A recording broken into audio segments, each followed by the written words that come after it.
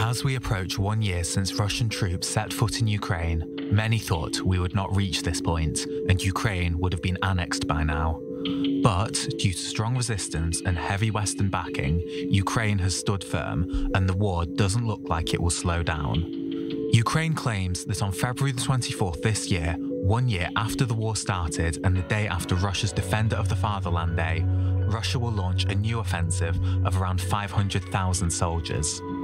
This comes as Ukraine is battling internally, with Volodymyr Zelensky continuing his anti-corruption purge, biting off the hand that fed him by arresting longtime financier Igor Kolomoisky. Is Zelensky starting to get paranoid?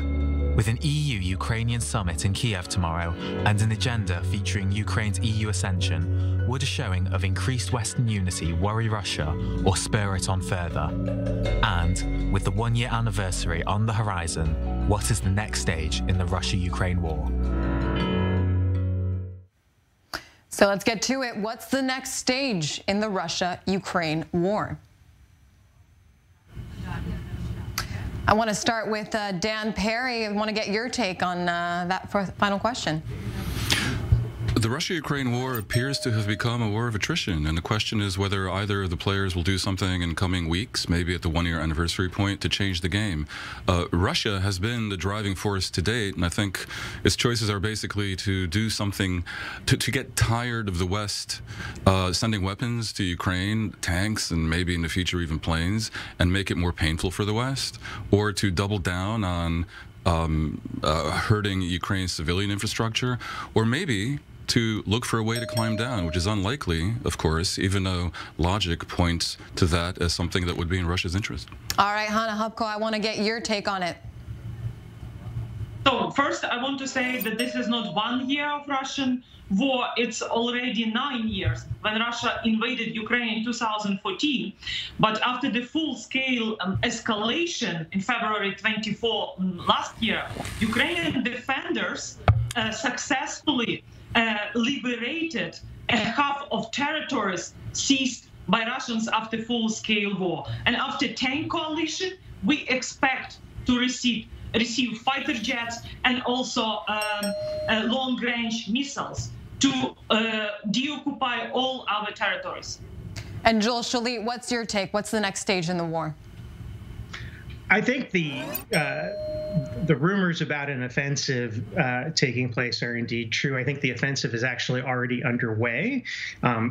Judging from the reports of marginal territorial gains for the Russians around Bakhmut and Soledar, the question is whether the Russians can do anything more than that. And so this talk of an offensive may be as much about boosting Russian morale as it is, and support for the war domestically, as it is an actual a reboot of the Russian invasion of Ukraine. I think that Russia has still serious problems logistically in terms of supplying its forces, and it lacks modern equipment that it hasn't been able to fully replace.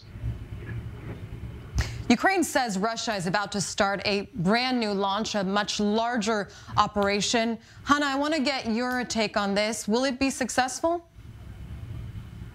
Of course not, because it's like Russian blitzkrieg. Remember, last year they wanted to occupy Kiev within 72 hours.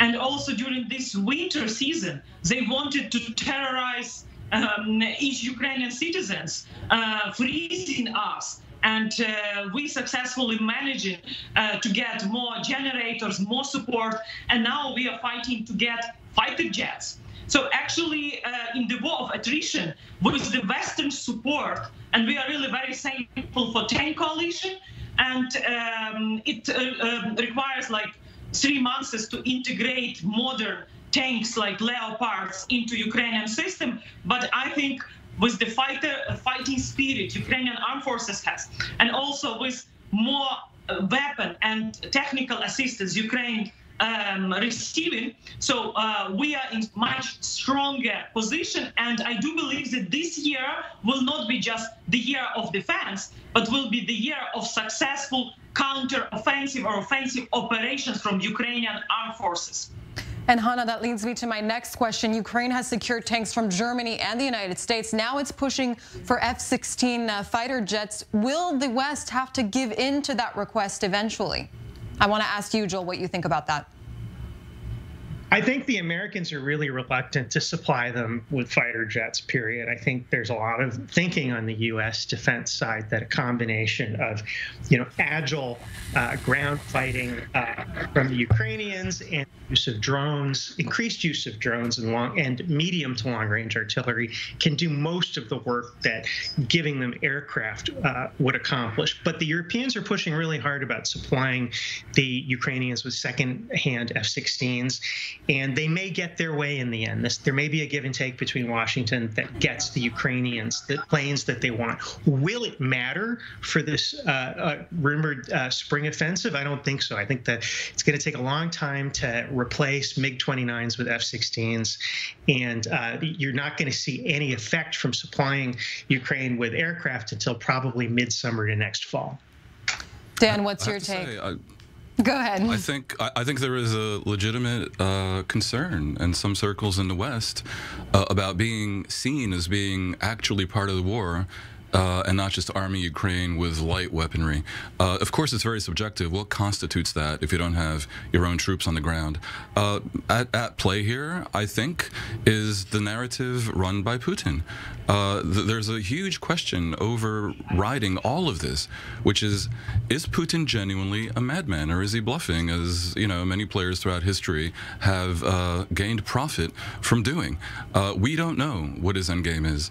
But the invasion of Ukraine has been a catastrophe for Russia on multiple fronts, and nothing in Putin's history, indeed few things in Russia's history, suggest that he's likely to back down. And if you don't back down, the only option oftentimes is to escalate.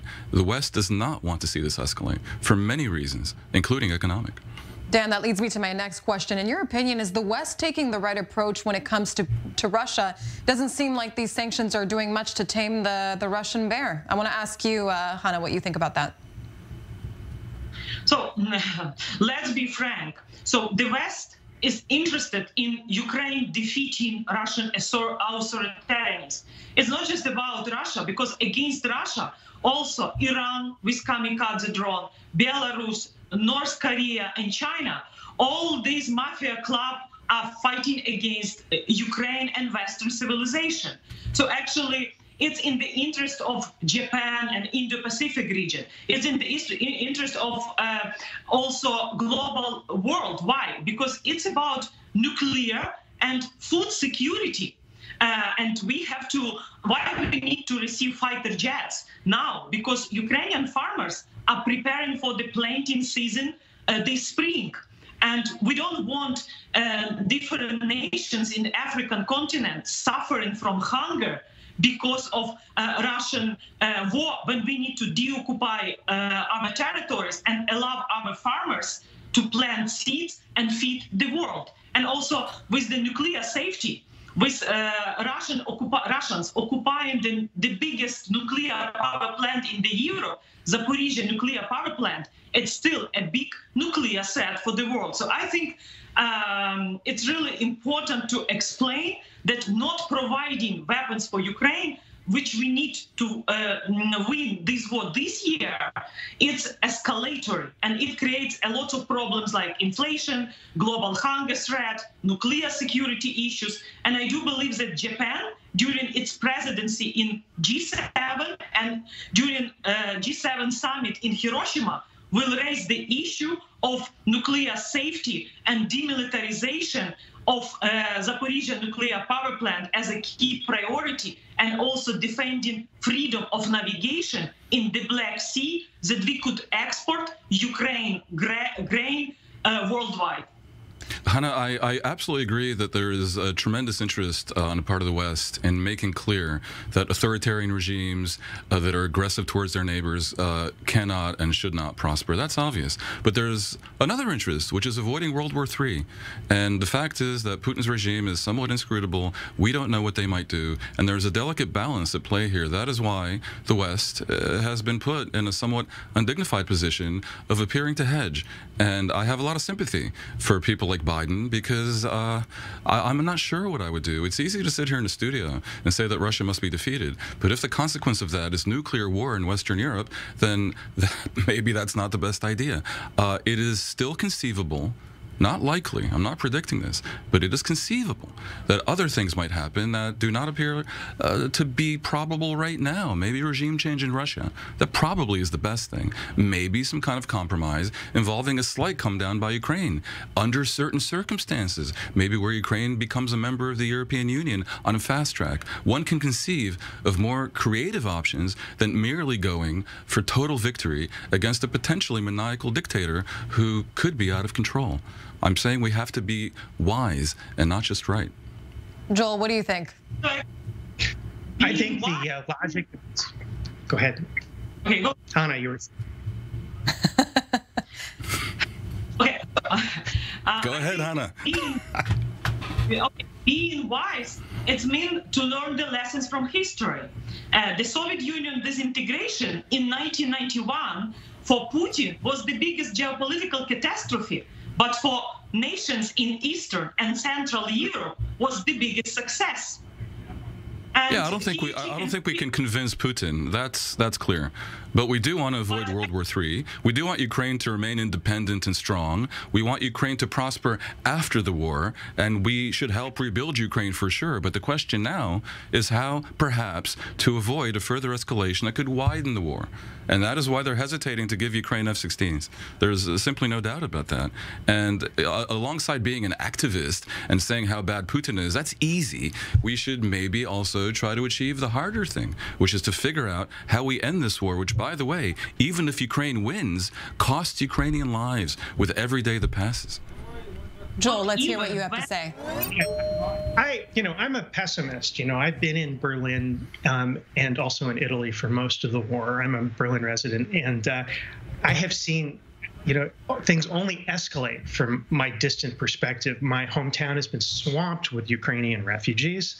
I've been in touch with a lot of them. I've given shelter to some of them. It's been a remarkably negative experience, and in terms of what I've witnessed, and I don't see things improving anytime soon. I mean, every time the Ukrainians need more gear and more serious gear, eventually they get it. So I support Ukraine being able to defend itself. But on the other hand, it is really hard to imagine things are not going to escalate further and escalate in ways that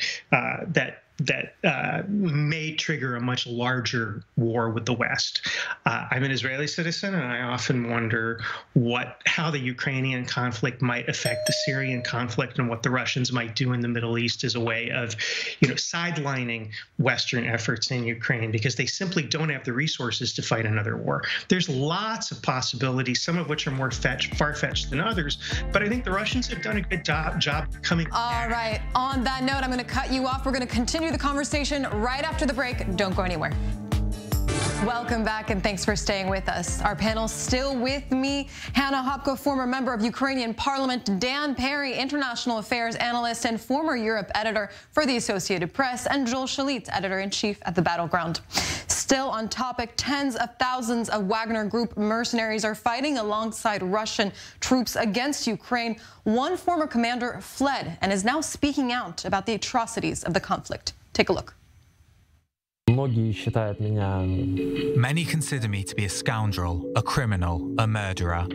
First of all, repeatedly and again, I would like to apologize. And although I don't know how it would be received, I want to say I'm sorry. I want to explain that I'm not that person. Yes, I served in the Wagner. There are some moments that people don't like, that I joined them at all, but nobody is born smart.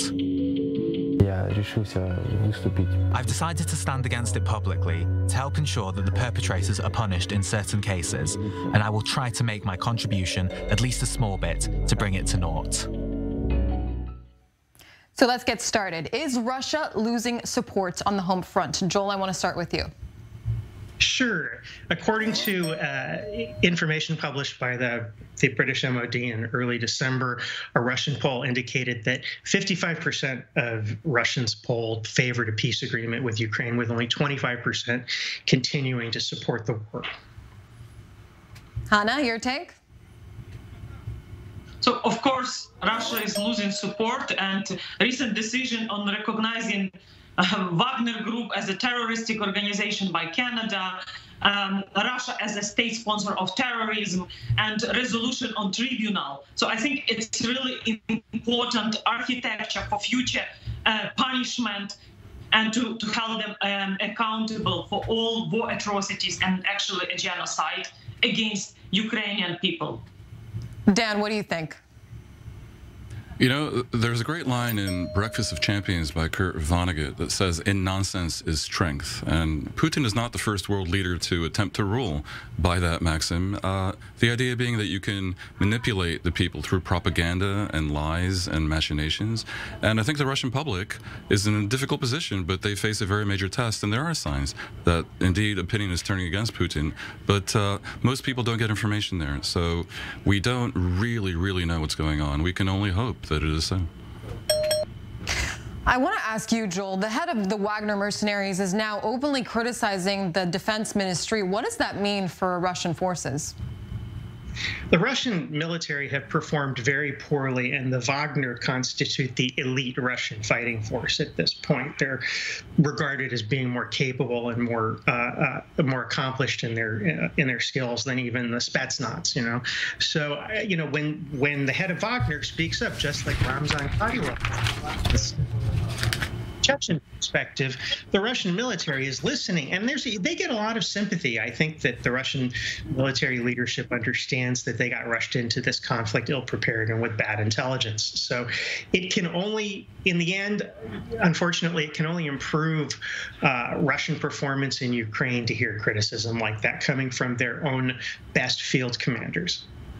So we spoke about the Russian troops, but I want to get your take on what people inside of Russia think about Putin. How are people thinking about Putin? Is he still as popular as he was before the war? Hanna, let's start with you. So it's hard for me to understand Russian people because honestly, the Russian toxic propaganda, and but I can say what representatives of indigenous peoples living in the territory of Russia, representing Tatarstan, Bashkortostan, because just in Brussels there was a forum on de-imperialization of Russia, and all these people believe that Ukraine victory is a great opportunity to talk about self-determination, like Chechen's Republic did when Soviet Union collapsed, when they proclaimed independence. So I think one of the scenarios which Putin and Russian regime is afraid of, that Russian Federation collapsed, what's happened with the Soviet Union and this chaos. So I would like to call our Western friends, which are afraid of escalation. But when we received HIMARS, it was a game changer in the battlefield. Now tanks and then fighter jets. So this will be a good move towards Ukraine's victory. And I think Russian people finally will be free from this dictatorship or even totalitarian regime, which is also looks like a prison of different Russian republics, because Russian oligarchs just extracting natural resources and that would certainly be the best thing if the Russian people were freed of this, and that would have downstream consequences for Ukraine and for other Russian neighbors and for the West. But look, I think this is a case where the elite in Russia may be a vanguard. We see what's happening in signs that exist. For example, a talk of forbidding officials from traveling abroad. And of course, the fact that many Russians, many of whom work for high-tech companies, entire companies, when they could, relocated not only to places in the West, or to the Baltics, but even to Georgia and Armenia and also Israel. I think these are signs that Russian people who are able to get information beyond state propaganda, and that obviously does not include rural and distant areas, do understand what's going on.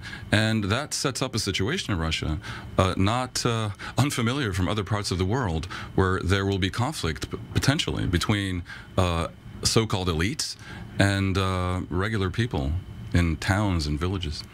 Hanna, I want to get your take. In your eyes, who could be the best mediator in this situation? Netanyahu has said that he would consider it if he was asked to. You mean mediator of what? Mediator between Ukraine and Russia. the Ukrainian armed forces, I think the faster we liberate every inch of Ukraine should be free from Russian occupiers. So I think the more successes we have at the battlefield, then the situation, first, we have to defeat Russia. Then Hanna, we should start I have to say, we've discussed this, you and I, before on this show. I really just have to ask you a yes or no question, okay? If your choice was between giving up Luhansk and Donetsk, okay, or parts of them, and ending the war, or fighting on for another 3 years, which do you choose? I understand about the danger of appeasing a dictator. I've said this to you before. But if those are your choices and you had to choose, gun to your head, what do you choose? Look, I used to chair the Foreign Affairs Committee. After 8 years of peaceful settlement of Russian aggression, 8 years of all attempts to use political diplomatic ways, we ended up with genocide. So actually, we cannot trade betray our people living in Lugansk and Donetsk or in Crimea, because what's happening in the occupied territories is a genocide. So it's about human rights, it's about dignity and freedom. And actually, I think it's not correct to forget about Ukrainians which are suffering from Russian genocide. And after we ended up with genocide, so we learned the lessons. Only full restoration of territorial integrity in internationally recognized borders of 1991. This is the way to go for all international community. So your choice is two. Your choice is the second choice, to fight on for another 3 years, have another 250,000 people die in order to not betray the Ukrainians in eastern Ukraine. Is that it? Look, we learned the lessons after 8 years. And now we've seen what happened in Kherson, before what happened in Bucha and Mariupol. So actually, don't be naive thinking that Russia changed its ambition to kill, to destroy Ukrainians. It will not stop Putin. So actually, Russia should be defeated. Russian imperialism also should be defeated in Ukraine. And this is the way to prevent new wars and never again. Look, in Soviet Union, Stalin organized man-made genocide against us. Now Putin is doing this. So we learn from centuries what Russian imperialism means for Ukrainians. So this is why I think it's very, provocative manipulation in your question. So please. All right. Well, we're obviously not going to get anywhere. I think we're going to wrap it up here. Thank you very much. We're out of time, but definitely not out of passion today.